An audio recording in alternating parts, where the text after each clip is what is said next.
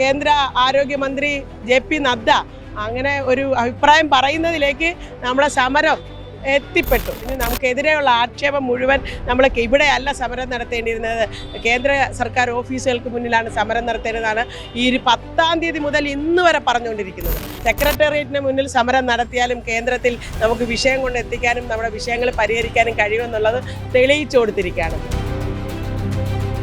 സമരത്തിന് മുന്നിൽ മുട്ടുമടക്കും, ആരാണെങ്കിലും മുട്ടുമടക്കും, എത്ര വലിയ പിടിവാശിക്കാരനാണെങ്കിൽ. സ്ത്രീകൾ ഒരു കാര്യം തീരുമാനിച്ചുറച്ച് വന്നു കഴിഞ്ഞാൽ അത് ബോധ്യപ്പെടണം, ആട്ടിത്തെളിച്ചുകൊണ്ട് വന്നാൽ പറ്റത്തില്ല. സ്വയം ബോധ്യപ്പെട്ട് വന്നു കഴിഞ്ഞാൽ അത് നേടിയെടുത്തുകൊണ്ടേ പോകത്തുള്ളൂ എന്നുള്ളത് ഉദാഹരണമാണിത്. നമസ്കാരം. ആശാ വർക്കർമാരുടെ സമരം 30-ാം ദിവസം പിന്നിടാൻ പോകുന്ന വേളയിൽ ഏറ്റവും പ്രധാനപ്പെട്ട ഒരു വാർത്ത ഇപ്പോൾ പുറത്തു വരികയാണ്. ഈ ആശാപ്രവർത്തകരുടെ വേതനം വർദ്ധിപ്പിക്കും എന്ന് കേന്ദ്രമന്ത്രിയായ JP നദ്ദ ഇപ്പോൾ രാജ്യസഭയിൽ ഉന്നയിച്ചിരിക്കുകയാണ്. CPI അംഗം സന്തോഷ് കുമാറിൻ്റെ ചോദ്യത്തിനാണ് ഇത്തരത്തിലൊരു മറുപടി കേന്ദ്രമന്ത്രി നൽകിയിരിക്കുന്നത്. എന്തായാലും ആശാപ്രവർത്തകരുടെ സമരം വളരെ വലിയ രീതിയിൽ ശക്തമായിക്കൊണ്ടിരിക്കുന്ന സമയത്താണ് ആരോഗ്യമന്ത്രിയുടെ ഇത്തരത്തിലുള്ളൊരു പ്രസ്താവന ഉണ്ടായിരിക്കുന്നത്. എന്തായാലും ഈ ഒരു വിഷയത്തിൽ ആശാപ്രവർത്തകരുടെ പ്രതികരണം എന്താണ് എന്ന് നമുക്ക് തേടേണ്ടതുണ്ട്. സഭയിൽ ആശാവർക്കർമാരുടെ വേതനം വർദ്ധിപ്പിക്കുമെന്നുള്ളൊരു പരാമർശം ഉണ്ടായിരിക്കുകയാണ്. എത്രമാത്രം പ്രതീക്ഷ നൽകുന്നതാണ്? തീർച്ചയായിട്ടും ഞങ്ങൾക്ക് പ്രതീക്ഷയുണ്ട്. കാരണം ഈ വിഷയം വളരെ ഗൗരവമായി കേന്ദ്ര ഗവൺമെൻറ്റിൻ്റെ മുന്നിൽ അവതരിപ്പിക്കുവാൻ ഞങ്ങൾക്ക് ഈ സമരത്തിലൂടെ കഴിഞ്ഞിട്ടുണ്ട്. അത് കേന്ദ്ര സഹമന്ത്രി ശ്രീ സുരേഷ് ഗോപിയും കേരളത്തിലെ എല്ലാ MP-മാരും, Sasi Tharoor MP, KC Venugopal MP, VK Sreekandan MP, Shafi Parambil, Kodikunnil Suresh MP, അവർക്ക് ഇത്രയും പേർക്കായിരിക്കും ഒരുപക്ഷെ സമയം കിട്ടിയത്. അതുകൊണ്ട് അവർ ആ സമയം വളരെ നന്നായിട്ട് വിനിയോഗിച്ച് വളരെ ശക്തമായി അത് പാർലമെൻറ്റിൽ ഉന്നയിച്ചു. നമ്മുടെ ബുദ്ധിമുട്ടുകൾ, പ്രയാസങ്ങൾ എന്താണെന്ന് അവർ മനസ്സിലാക്കി അത് വളരെ വ്യക്തമായി അവർക്ക് എല്ലാവർക്കും അവതരിപ്പിക്കാൻ കഴിഞ്ഞു എന്നുള്ളത് കൊണ്ടാണ് കേന്ദ്ര ഗവൺമെൻറ് ഇപ്പോൾ ഇങ്ങനൊരു അഭിപ്രായം പറഞ്ഞിരിക്കുന്നുവെന്ന് നമ്മൾ മാധ്യമങ്ങളിലൂടെയാണ് അറിയുന്നത്. അതിനകത്തും വ്യക്തത വരുത്തേണ്ടതുണ്ട്. ഇങ്ങോട്ട് തരുന്ന സാമ്പത്തിക NHM ഫണ്ട് വർദ്ധിപ്പിക്കുകയാണോ അതോ ഇൻസെൻറ്റീവ് വർദ്ധിപ്പിക്കുകയാണോ എന്നുള്ളത്. അങ്ങനെയാണെങ്കിൽ അത് കൃത്യമായി നമുക്കത് രേഖാമൂലമൊക്കെ കിട്ടിയാലേ എത്രത്തോളം നമുക്കതിനകത്ത് ഒരു സാമ്പത്തികമായി വർധനമുണ്ടായെന്ന് മനസ്സിലാക്കാൻ പറ്റത്തുള്ളൂ. ഇപ്പം നമുക്കതിന് വ്യക്തത വന്നിട്ടില്ല. എന്തായാലും അത്തരത്തിൽ കേന്ദ്ര ആരോഗ്യമന്ത്രി JP നദ്ദ അങ്ങനെ ഒരു അഭിപ്രായം പറയുന്നതിലേക്ക് നമ്മളെ സമരം എത്തിപ്പെട്ടു. അതങ്ങനെ കൊണ്ട് എത്തിക്കാൻ നമുക്ക് കഴിഞ്ഞു. നമുക്കെതിരെയുള്ള ആക്ഷേപം മുഴുവൻ നമ്മൾക്ക് ഇവിടെയല്ല സമരം നടത്തേണ്ടിയിരുന്നത്, കേന്ദ്ര സർക്കാർ ഓഫീസുകൾക്ക് മുന്നിലാണ് സമരം നടത്തേണ്ടതാണ് ഈ 10-ാം തീയതി മുതൽ ഇന്ന് വരെ പറഞ്ഞുകൊണ്ടിരിക്കുന്നത്. അതിന് വലിയൊരു തിരിച്ചടിയാണ്.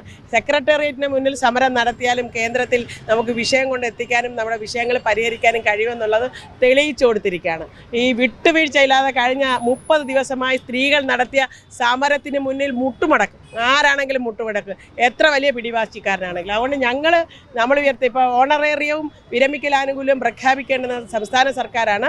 അത് പ്രഖ്യാപിക്കണം. അത് കഴിഞ്ഞിട്ട് ഞങ്ങൾ ഇവിടുന്ന് പോകത്തുള്ളൂ. വൈകിയാണെങ്കിൽ ഒരു മധുരം പകരുന്ന വാർത്ത. പിന്നെ തീർച്ചയായിട്ടും ഞങ്ങളത് ആ പ്രതീക്ഷയിൽ തന്നെയാണല്ലോ. ഇല്ലെങ്കിൽ ഞങ്ങൾ 30 ദിവസം ഇവിടെ ഇരുന്ന് ഈ വെയിൽ കൊള്ളേണ്ട കാര്യമില്ലല്ലോ. നമ്മൾ ഉറച്ച തീരുമാനത്തിലാണ് വന്നത്. വിട്ടുവീഴ്ചയില്ലാതെ ഞങ്ങൾ സമരത്തിൽ അടിയുറച്ച് നിൽക്കുന്നത്, നേടിയിട്ടേ തിരിച്ചു പോകൂ എന്നുള്ള തീരുമാനമാണ്.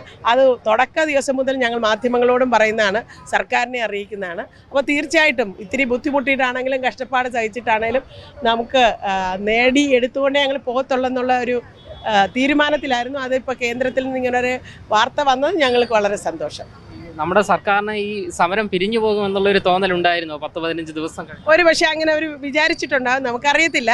എന്തായാലും സ്ത്രീകളല്ലേ, അവർ കുറച്ച് ദിവസം വെയിൽ കൊണ്ട് കഴിയുമ്പോഴത്തേക്ക്, പ്രത്യേകിച്ചും സ്ത്രീകളൊക്കെ വീടുകളിൽ നിന്ന് മാറി നിൽക്കുമ്പോൾ ഉണ്ടാകുന്ന ബുദ്ധിമുട്ട്. ഇപ്പം ഒന്ന് പരീക്ഷാക്കാലമാണ്, 10ൻ്റെയും 12ാം ക്ലാസ്സിൻ്റെയൊക്കെ പരീക്ഷയാണ്. പിന്നെ ഒന്ന് നൊയമ്പിൻ്റെ കാലമാണ്. പിന്നെ ക്രിസ്ത്യാനികളെ സംബന്ധിച്ചിടത്തോളം ഈസ്റ്ററിൻ്റെ കാര്യങ്ങളൊക്കെയാണ്. അപ്പോൾ എല്ലാവർക്കും പ്രതിസന്ധി ഉണ്ടാകും. അപ്പോൾ നമ്മളിതെല്ലാം ഇട്ടുപേക്ഷിച്ച് പോകുമെന്നുള്ള ഒരു പ്രതീക്ഷ ആയിരുന്നിരിക്കും അവർക്കുണ്ടായിരുന്നത്. എന്തായാലും സ്ത്രീകൾ ഒരു കാര്യം തീരുമാനിച്ചുറച്ച് വന്നു കഴിഞ്ഞാൽ അത് ബോധ്യപ്പെടണം, ആട്ടിത്തെളിച്ചുകൊണ്ട് വന്നാൽ പറ്റത്തില്ല. സ്വയം ബോധ്യപ്പെട്ട് വന്നു കഴിഞ്ഞാൽ അത് നേടിയെടുത്തുകൊണ്ടേ പോകത്തുള്ളൂ എന്നുള്ളത് ഉദാഹരണമാണിത്. ഇനി വരാനിരിക്കുന്ന തൊഴിലാളി സമരങ്ങൾക്ക് ഞങ്ങളുടെ സമരം ഒരു മാതൃകയായിരിക്കും. അത് ഒരു കുഴപ്പമില്ല. ഈ അധിക്ഷേപങ്ങളൊക്കെ ഉണ്ടാകും എന്ന് പ്രതീക്ഷിച്ചുകൊണ്ട് ഇതിലും വലുത് ഞങ്ങൾ പ്രതീക്ഷിച്ചിരിക്കുക.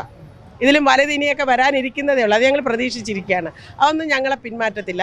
ഞങ്ങളെ നേതാക്കന്മാർക്കെതിരായിട്ട് എന്തെങ്കിലും ചെയ്താലും അതിന് പിന്നാലെ നമ്മൾ ബാച്ചായിട്ട് ആളിനെ സെറ്റ് ചെയ്ത് വെച്ചിട്ടുണ്ട്, ഇത്രയും ശേഷിയുള്ളവരെ തന്നെ. അതുകൊണ്ടത് ഞങ്ങളെ അങ്ങനെ പിന്മാറ്റാൻ പറ്റത്തില്ല, നേടിയെടുത്തോണ്ടേ പോകത്തുള്ളൂ. എന്തായാലും ആശാപ്രവർത്തകർക്ക് ഏറെ ആശ നൽകുന്ന ഒരു പ്രതികരണമാണ് കേന്ദ്ര ആരോഗ്യമന്ത്രിയിൽ നിന്നും നിലവിലിപ്പോൾ ഈ ഒരു മണിക്കൂറിൽ നിന്നും ഉണ്ടായിരിക്കുന്നത്. അതേസമയം തന്നെ കേരളത്തിന് തുകയൊന്നും നൽകാനില്ല എന്നും വിനിയോഗിച്ച തുകയുടെ വിശദാംശങ്ങൾ കേരളം നൽകിയിട്ടില്ല എന്നും രാജ്യസഭയിൽ കേന്ദ്രമന്ത്രി അത്തരത്തിലുള്ളൊരു പരാമർശവും നടത്തിയിട്ടുണ്ട്. ആശാവർക്കർമാരുടെ വേതനം ഉയർത്താൻ കേന്ദ്ര സർക്കാർ തയ്യാറാകുമോ എന്നാണ് നിലവിൽ സന്തോഷ് കുമാർ MP രാജ്യസഭയിൽ ചോദിച്ചിരിക്കുന്ന ചോദ്യം. ഇതിനുള്ള മറുപടിയായാണ് കേന്ദ്ര ആരോഗ്യമന്ത്രി ഇത്തരത്തിലുള്ള പരാമർശമെല്ലാം നടത്തിയിരിക്കുന്നത്. എന്തായാലും ഈ ഒരു പരാമർശം ആശാവർക്കർമാർക്ക് ഏറെ ഗുണം ചെയ്യുമെന്നുള്ള പ്രതീക്ഷ തന്നെയാണ് ആശാവർക്കർമാരും നമ്മളോട് പങ്കുവെക്കുന്നത്.